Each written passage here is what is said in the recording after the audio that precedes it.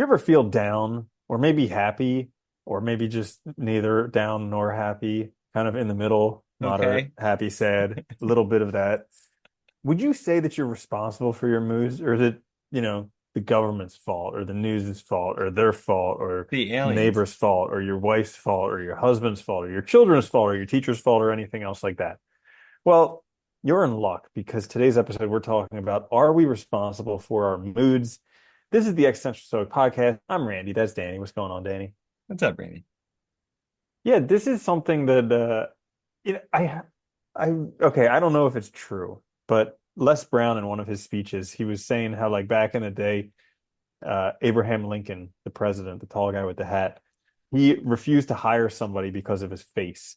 He was like, if you're over 30 years old, you should be responsible for your face, like whether you're smiling or because this Uh, dude had uh, like a big sourpuss like I gotcha. Okay. frown, and he's like, yeah, I'm not going to hire him because of his face. But it kind of goes along the lines of, I are thought we you were gonna say responsible for because our of that mood? like old science where like they used to determine criminals and stuff by how their head Oh, looked and stuff. I thought, phrenology. yeah, yeah, yeah, that's Yeah. it. Let me feel you. He gets out that little weird measuring Job thing. applications. Let me feel your skull. Oh, you got a lump here that indicates that you're probably a criminal. Sorry. Yeah. You'd never be able to work cashier with a front occipital lobe like that. Anyways, uh, so uh, are we responsible for our moods? Do they happen to us? Do we have control over them? Dude, moods and emotions are so, you know what it is? I think, okay, so this is a little bit of a tangent, I guess, but like I saw, when you look back at We like, don't do tangents no, here. ever. I know Never. it's very clear and direct and scripted. When we Yeah. look back at like the history of human thought and you go back to like ancient thinking and stuff, you see this trend to emphasize reason, right? And it makes sense. We can communicate. We clearly can do things different from other animals. We can adapt really fast. And humans have always valued our rational side, our thinking side, as like that's which makes us human. And emotions have always been downgraded. So something that was like we thought, reason should control. But really it's like they're two halves of a system. And I think the emotions, because we've always looked at them as like second rate, should be controlled by reason. Maybe like that's why we feel them as like just coming on or coming out of nowhere, because we're not really like attuned to them and think that they're in some sense bad or problematic. Yeah. Definitely. I mean, I definitely agree with you that it this whole thing about being rational is Yeah. just crazy Silly. because we're not. Like I mean, it's something that, yeah, it's great on paper, but nobody is. It's all Like I remember, constructs we make up anyway. It's like, yeah. Like I remember when I used to learn about personal finance, Dave Ramsey would talk about this all the time because he's like, we're not rational at all. We think we are, but we're not. Like when it comes to money, 100% emotional. And he's like, that's why you need a budget because you will spend money. You're not spending money because you don't know, like for some reason you don't know that if you spend more money than you yeah. have, you're going to go broke. It's like it's not because it's because we're just emotional. We see Yeah. something we wanted, boom. And advertising and everything appeals to your emotion. That's why, social media appeals to your emotions. That's why the news appeals to your emotions because it keeps us watching. It keeps us engaged, right? Like emotions are powerful. And I think you're right. And the budget thing's a good example, right? Like we can use our rational side to mitigate and manage our emotional side and help like learn how to not immediately respond to those emotions or those feelings, right? But yeah, I think it's funny that we kind of like maybe overemphasize it and we aren't really rational beings. We are emotional beings, right? They affect us so much. We talk about it all the time, like getting tired and then you start to feel a little bit down. And then all of a sudden you imagine like this will always be like this, the world sucks, I'll never be successful. And it's like all you Dude, need it's to that do is eat and acronym. sleep. Yeah. Yeah, that HALT acronym. Hungry, angry, lonely, tired. Yeah. Like every time it's that. It's pretty much always that, right? And I think it's funny because it's like, it seems like it comes out of nowhere. And I've noticed now, like, even myself, like, I've been trying more and more to be like, acknowledge it, be aware of it. And that's been helping a lot, but it feels like training. You know what I mean? It's like you have to keep going through it. It's going to keep happening. It keeps seeming like it comes out of nowhere. And But it's not gonna last forever. yeah. Yeah. And that's the funny thing. But they're also like our emotions are clearly an important adaptive part of our evolution, right? Like they clearly serve a purpose. It makes sense.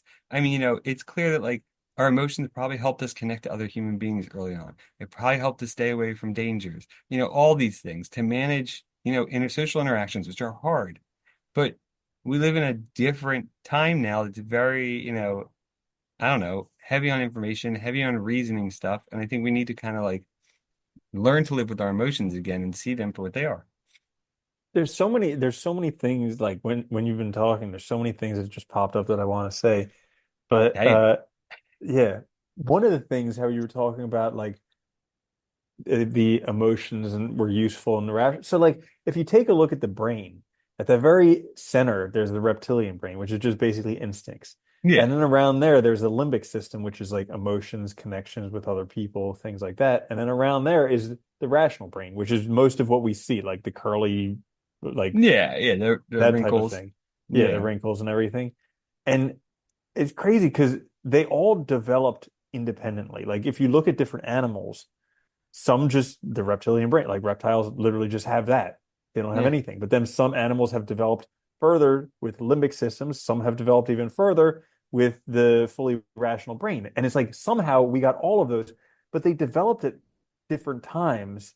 If you believe in evolutionary theory, Yeah, yeah. then they developed at different times.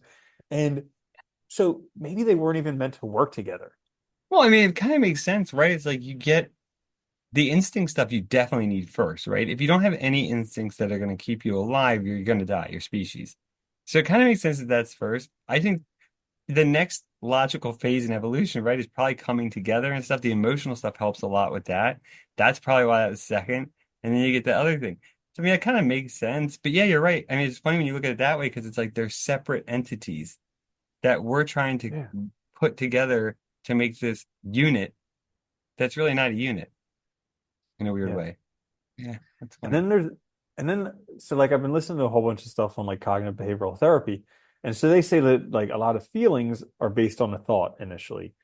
But then sometimes, so like anytime you have a feeling, especially if you're feeling depressed or anxious or something like that, there's an underlying thought that's causing that. Oh, okay, that makes sense. And Yeah. and it's because you believe that thought. So like, for instance, they say like, if I tell you the world's going to end in 3 seconds, it's a pretty terrible thing that would happen, but your belief in it is pretty low.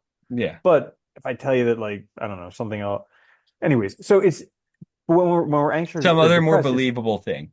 yeah, exactly. Some other Yeah. more believable thing.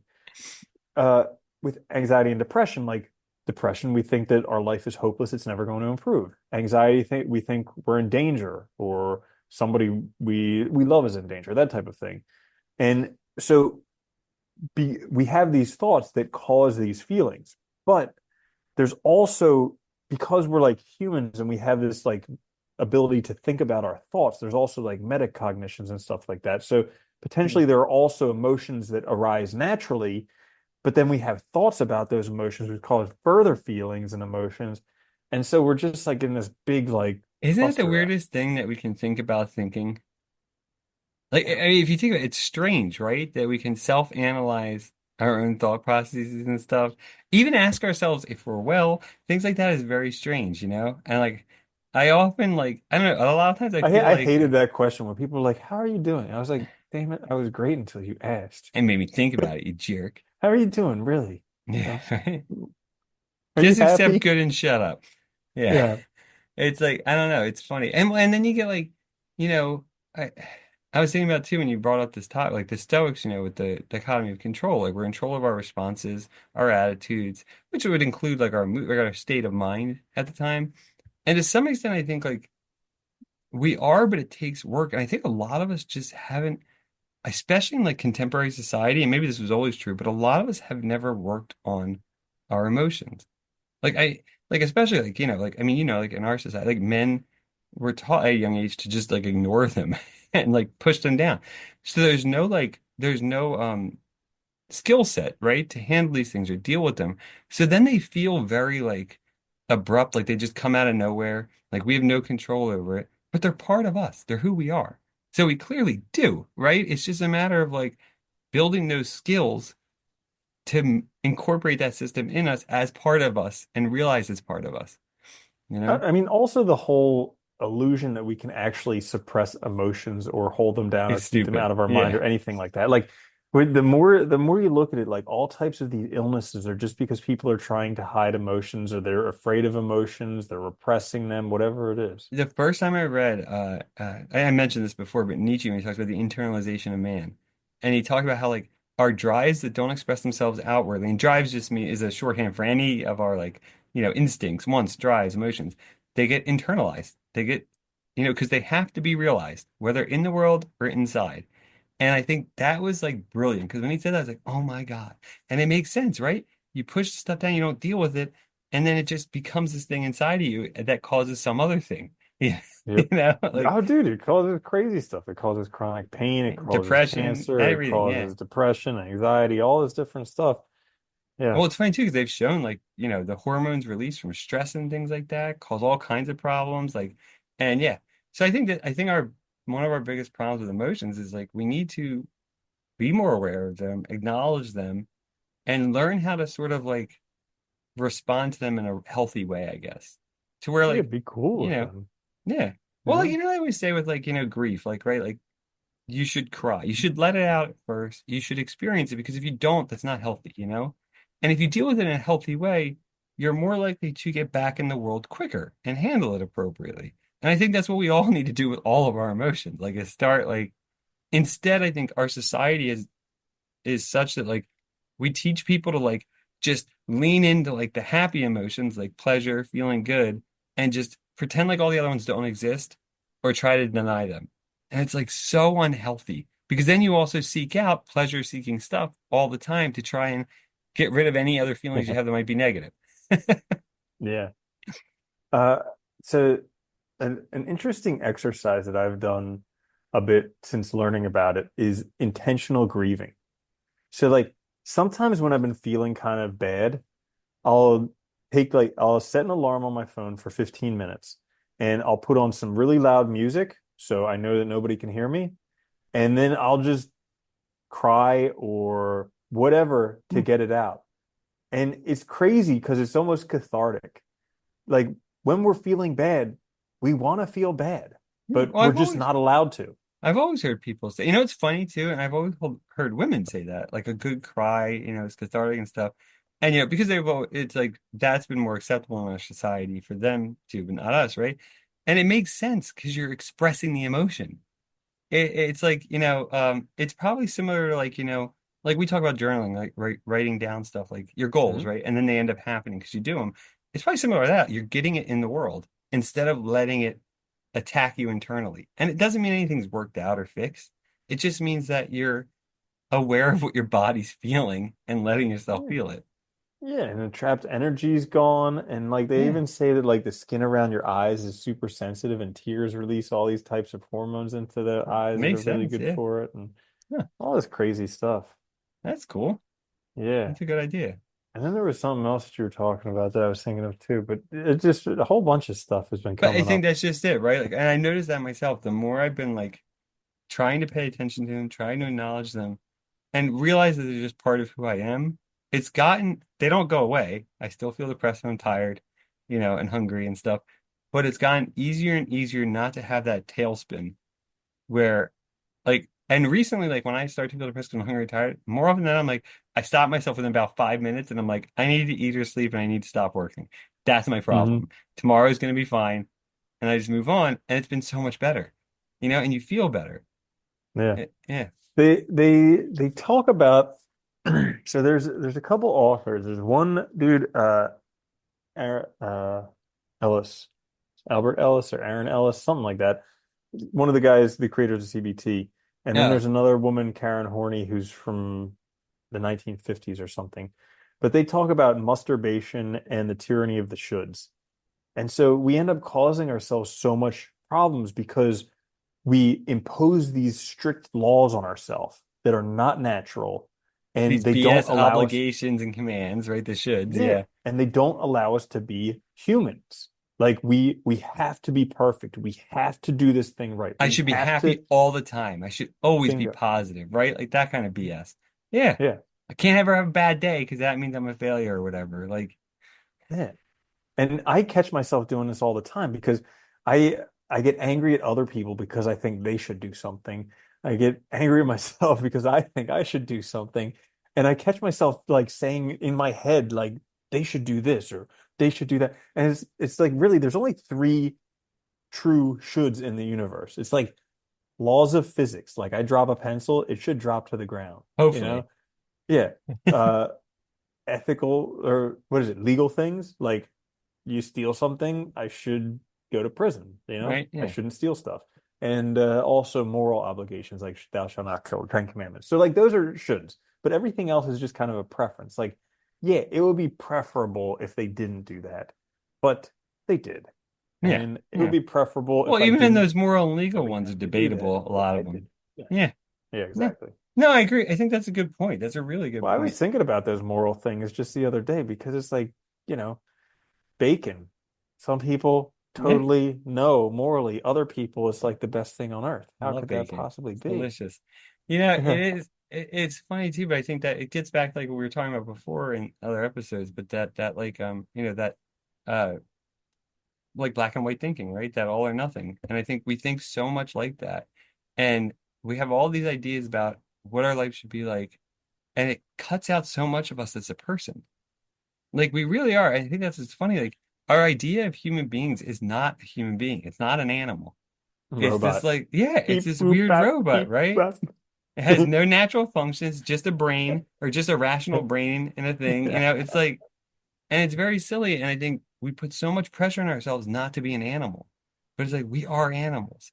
And that's another great thing. Like, that's another thing Nietzsche talks about is how like we've trained ourselves to feel ashamed of our animal self. And like that's one of the most detrimental things we can do because that's who we are. Yeah. So it's hmm like silly to berate ourselves for it, you know? Yeah. I've also found helpful recently, like whenever I do something that I think I shouldn't do, I think about, is that something that humans do? And it'll be like I get angry or something like that. And I'll be like, Yeah. well, humans get angry. I'm a human.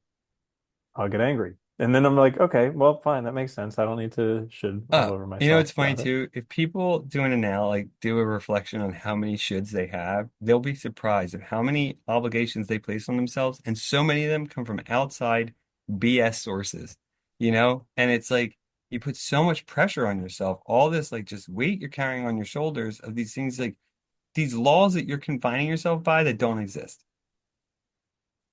hmm Yeah. Absolutely. Yeah, so we should end the episode Yeah. soon. That was Yeah. good.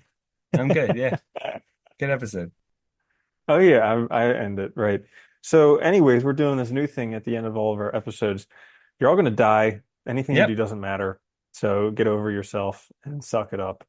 It's a good message. And if that means I have to take a chubby, well, then I'll just suck it up in old Tobias fashion. Oh God. Anyways, yeah.